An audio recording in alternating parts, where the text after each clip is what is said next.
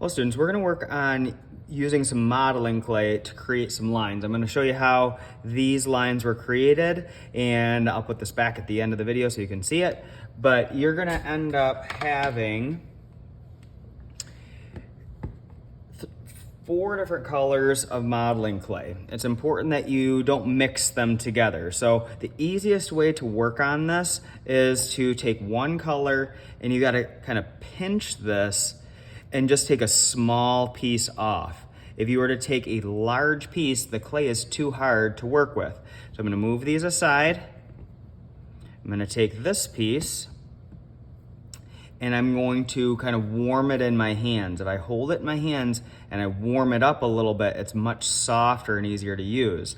Once I feel that it's a little bit softer from the warmth of my hands, I can roll it in my hand like this, and you can see it's starting to make a line.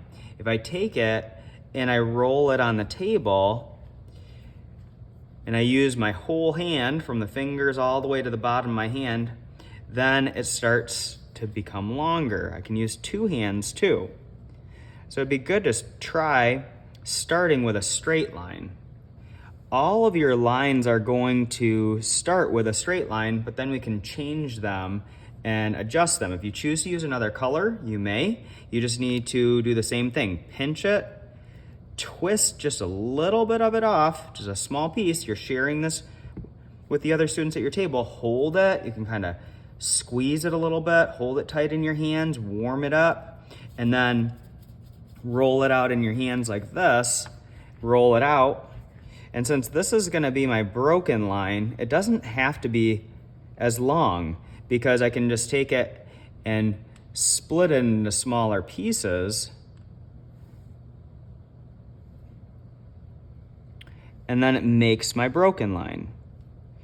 You can see that I started making my dotted line here, and I'll show you how I created these to make my dots. So they're just a ball of clay, and if I press them down, then they become a circle. And I'll make the end of my line so you can see how I did it. But just taking those, pressing those down. So all I did was I took a tiny, tiny piece like this, and then I rolled it up in my hand like this. It made a little ball of clay, and then I took it and I pressed it down. Now, I'm gonna speed this up and show you a little bit more. If I did my curvy line, you can see how long this line is, because every time I curve it, it becomes a little bit shorter. That's why that line had to be a little bit longer.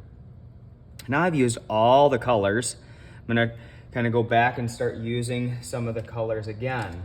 So you can see with this zigzag line, if I were to bend it, it's gonna become shorter. So some of them can be longer, some of them can be shorter, but I'm just gonna go zig and zag, zig and zag, and then that makes kind of my zigzag line. Always take it, pinch a little piece, twist it a little bit, roll it up and down, and roll it out. Now, if your lines are kind of getting in the way for you to roll it on your table, like I can't roll it anymore, you can move it over for a little bit and roll it out. This looping line that I did, so here, I'll put my zigzag back. All I did was I just took it and I looped it around my finger and made a circle. Then put my finger on it, go around it, put my finger on it, go around it. And this line becomes much shorter as I loop them. I'll move this back over so you can see it, but every line is gonna be different. So the way that you create your looping or your wavy might be different than the way that I make mine. If you were to make all of your lines and you had extra time, please don't tell me you're done. Instead, you could take a line that you have, and if you break it into smaller lines, let me move this over. If I break this into smaller lines, I could turn this then into a shape. Maybe I put this and turn this into a triangle shape. Or if I used 4 lines, maybe I could turn it into a square shape or a diamond.